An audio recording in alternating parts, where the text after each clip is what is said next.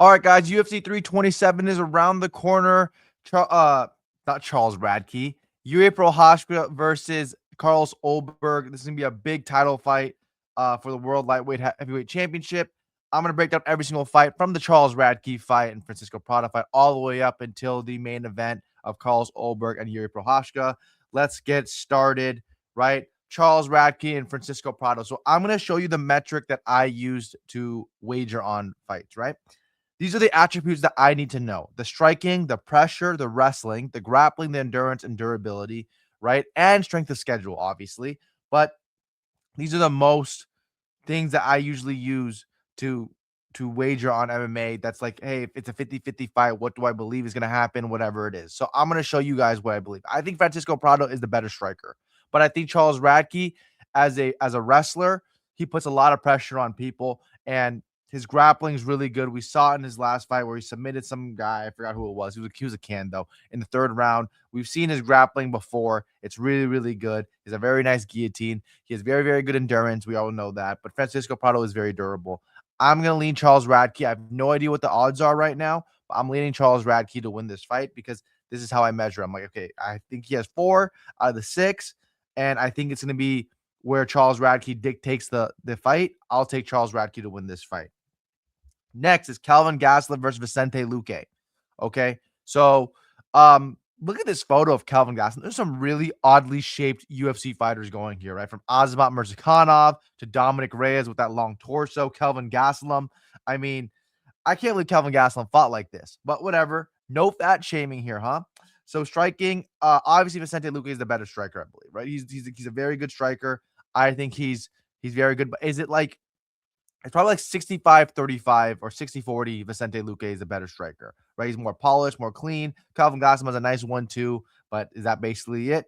The pressure of Calvin Gastelum is big. He goes forward a lot. He likes to put people on the back foot, and Vicente Luque accepts going on the back foot a lot. We saw it versus Jeff Neal. We saw it versus Joel Alvarez. He goes on the back foot a lot now.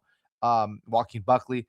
The wrestling of Calvin Gastelum, I don't think it's going to be a big factor in this fight. I think this fight's going to be standing up a lot and striking a lot. The wrestling of Calvin Gastelum, I think, is better than the takedown defense of Vicente Luque or the wrestling of Vicente Luque. I'll take Calvin Gastelum's wrestling. The grappling of Vicente Luque, he has more chokes. They're both black belts, but Vicente Luque has that nice Darce choke. Even though he didn't really show up for Joel Alvarez, who's a much superior grappler than he is, though. But Joel Alvarez is a much better grappler than Calvin Gastelum. The endurance, I give to Vicente Luque. Calvin Gastelum's fat. I mean, it's just what it is. Durability, obviously, Calvin Gastelum with his hard head, he never gets finished.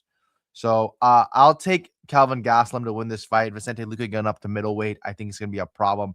He's brain bleeds, bro. I mean, this guy had a problem with his brain after the Jeff Neal fight, and he literally took like 3 punches by Joaquin Buckley and ground and pound and turtled up. I couldn't believe it. I can't unsee that. So I'm never going to take Vicente Luque in a fight anymore.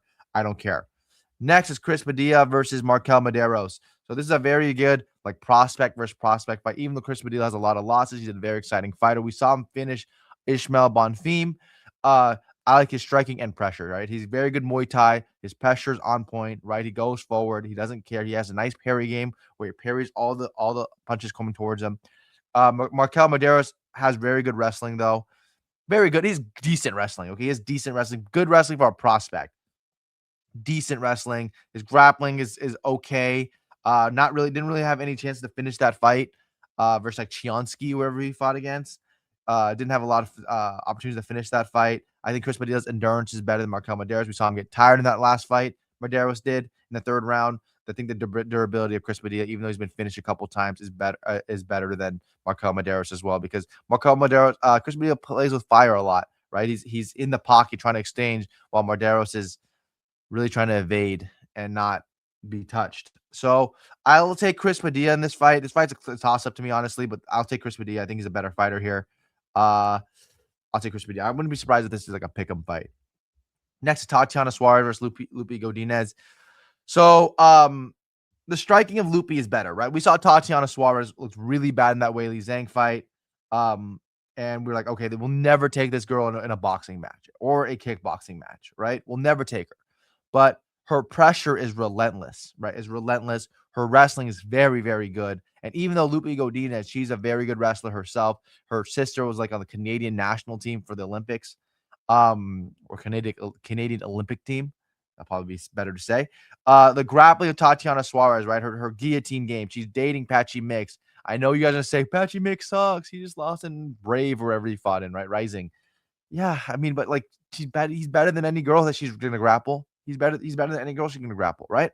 So the grappling of Tatiana Suarez is much better, I believe. More submission game, better, stronger. The endurance of Luque Godinez, though, I could see that being an issue versus Tatiana Suarez. Maybe she can get back up because Luque Godinez does have good wrestling. Can she get back up? Use the underhook to get back up. Use the whizzer to stay giving up her back the entire time. Like, can she do stuff to make it hard for Tatiana Suarez, where Tatiana Suarez is getting tired, working that extra 10% to get that takedown? Is that going to be a problem? The durability of Tatiana Suarez is better, I believe. She doesn't get finished in grappling. She doesn't get finished on striking. We saw her take 100 million punches by Weili Zhang to the head, and she didn't get finished whatsoever. Luque Godinez also has very good durability, but we've seen her get submitted before. I'll take Tatiana Suarez because durability is also submission defense, and it's striking, right? Like KO defense. Okay, so I'll take Tatiana Suarez to win this fight. I think she's just a better fighter, and I think Luque Godinez is good, but not good enough to beat Tatiana Suarez. I think this is a bad matchup for her. So let's go next. Mateusz Gamrot versus Esteban Ribovics. So this is a very good fight, right? This is a very good fight. We have Mateusz Gamrot, who's a pressure wrestler, doesn't really have great grappling, but is better than Ribovics because we really never see Ribovics on the ground and using a guard game or anything. But Gamrot, he over wrestles. That's always Gamrot's problem. Like, just, bro, take him down, sit in half guard, shut up, and just sit in half guard, bro. Take like 2 or 3 minutes to try to recover yourself. Make them tired. Don't freaking take him down and work to like a front headlock and then move, give him so much space in between so they can work up with an underhook or work up with a whizzer and get back on their feet. And then now you're just basically tiring yourself out for no reason, and it makes no sense. But Esteban Ribovics, besides the striking and the durability, I don't know what he's better than Mateusz Gamrot. I think the endurance is better by Mateusz Gamrot. He plays at a relentless pace. His grappling's better. His wrestling's better. His pressure is better. So I'll take Mateusz Gamrot. Even though Esteban Ribovics does put pressure on a lot of opponents, maybe we'll start off putting pressure on Mateusz Gamrot in the first round. But Mateusz Gamrot, his pressure and wrestling is too on point. So I'll take Mateusz Gamrot to win this fight. I have no idea what this line is. I'm probably like a minus 160 Mateusz Gamrot. Next is Kevin Holland versus Randy Brown. I'll take Randy Brown to win this fight. I think his striking's better. I think it's a lot cleaner. I think his jab is better. They're probably damn near the same height, even though Randy Brown is really tall for the division. The pressure of Randy Brown, when he strikes, he likes to go forward a lot. That's when he's at his best. I think that he'll use his jab a lot to dictate the pace of the fight. And I think Kevin Holland doesn't really move his head a lot. He doesn't move his head well at all. And I'll take Randy Brown's striking and pressure. The grappling really doesn't matter, let's be honest. The wrestling, they're not going to wrestle. The durability of Kevin Holland, I mean, this guy's like legendary chin status durability, Kevin Holland does.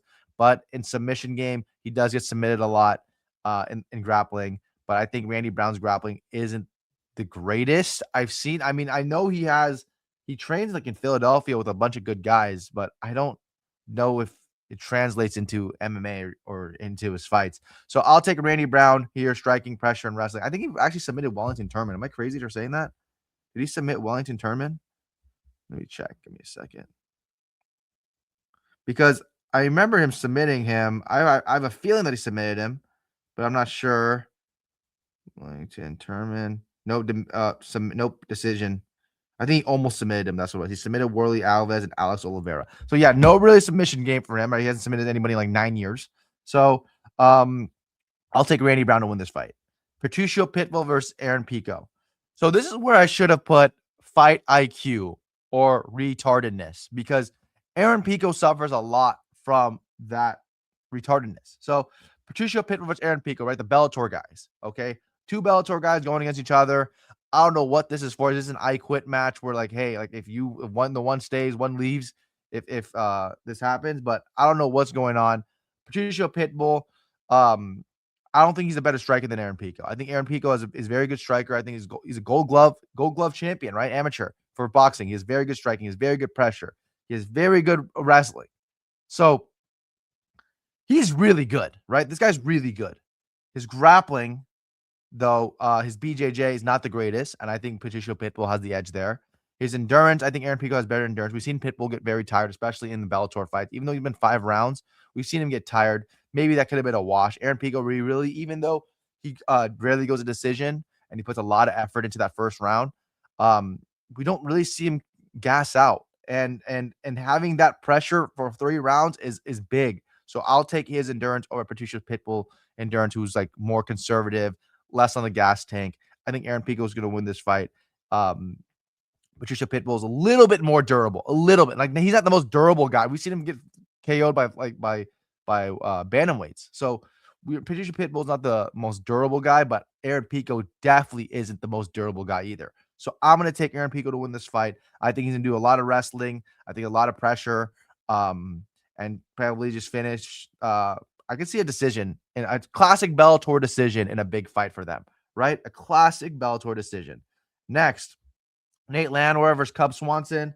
Nate Landwehr, coming off 2 TKO losses. I know I have him for durability, and I just said that, but like, I think that his durability is much better than Cub Swanson. Cub Swanson, we've seen him get finished a lot. We've seen him get finished by calf kicks with Jonathan Martinez.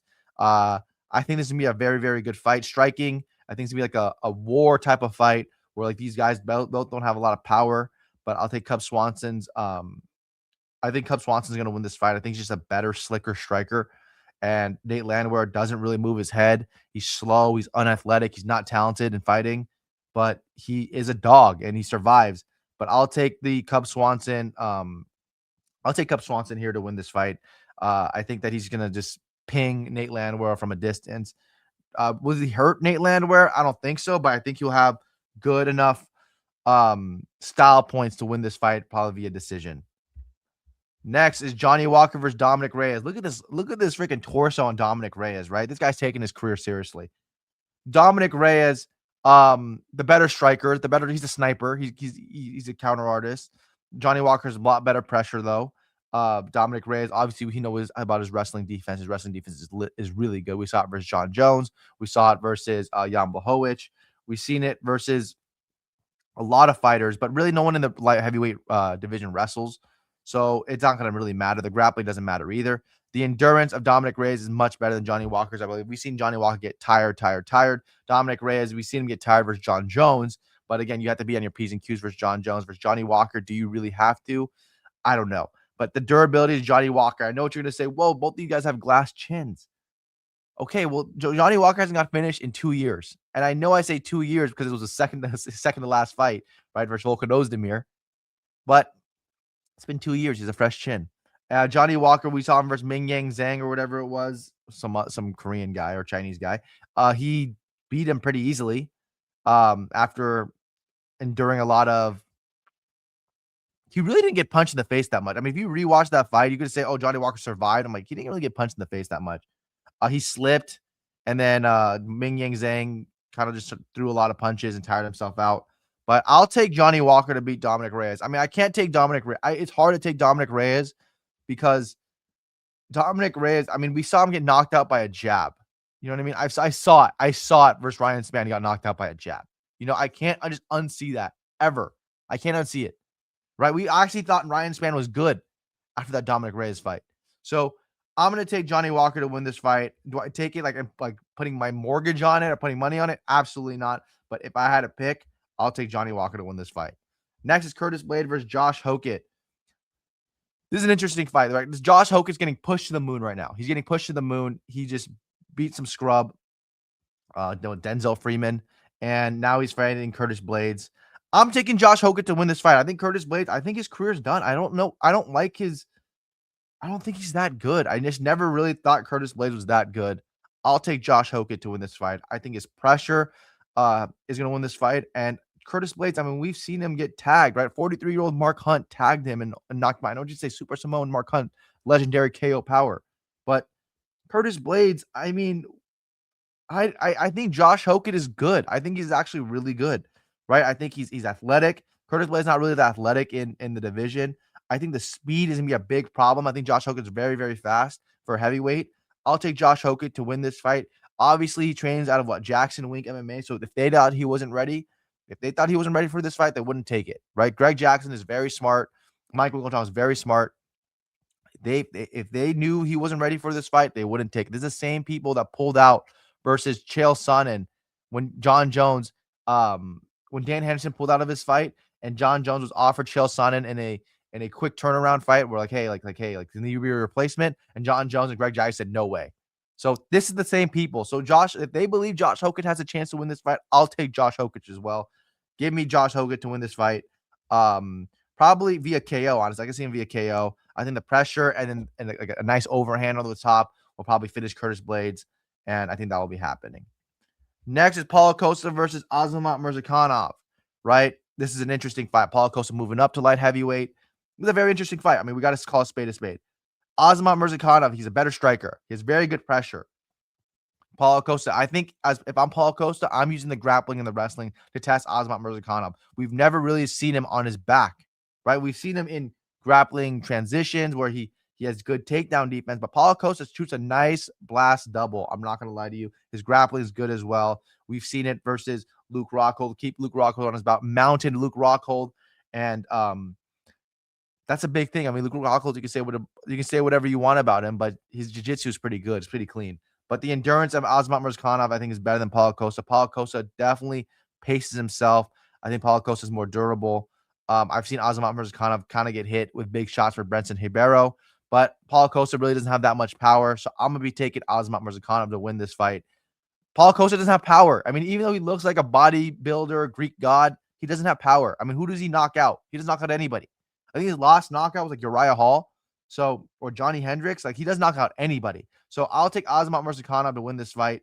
I think the striking and pressure should win it 30-27, 29-28 decision. Paulo Costa also does this thing that really pisses me off about him, where he doesn't lead the dance, right? He used to be a marauder going forward, right? He used to just be a pressure guy versus Yoel Romero, putting pressure on people, making people panic.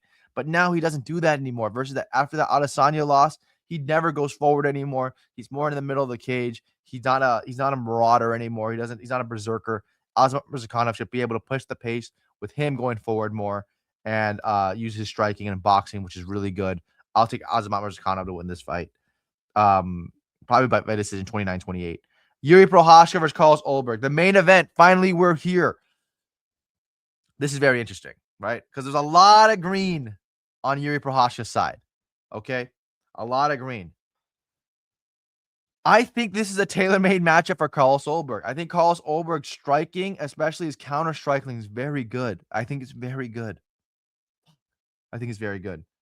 Right? His nice jab hook is nasty. Where Yuri Prochazka has his hands down, where like if he's throwing a jab, he'll just fake a jab and then turn it over to a hook. Get over the parry hand. It's beautiful, right? That's what Carlos Ulberg's really good at. We saw it versus Nikolai Negumereanu. We've seen it against a lot of other fighters, but his jab to turn over to the hook is nasty. But the problem with Carlos Ulberg is, who does he knock out that's elite, right? Or in the top tier of light heavyweight status, right? Jan Blachowicz decision. Volkan Ozdemir decision. He doesn't knock out anybody that's elite, and Prochazka has a great chin. He has a very, very good chin. He has very good pressure, where we've seen pressure crack Carlos Ulberg. We've seen him, Kenny Nzechukwu, right? Not the greatest fighter, withstand a first round where he was getting his ass beat, and the second round put a lot of pressure on Carlos Ulberg, end up tiring him out, KOing him. I think Yuri Prochazka has a grappling advantage, but I don't think it's going to be a grappling fight. I don't think he can take out Carlos Ulberg. That city kickboxing gym, they are good at takedown defense, right? They're very good at takedown defense. They train it. I know what you're going to say. Adesanya's got taken down by Joe Pyfer. Okay. Historically, they have very good takedown defense.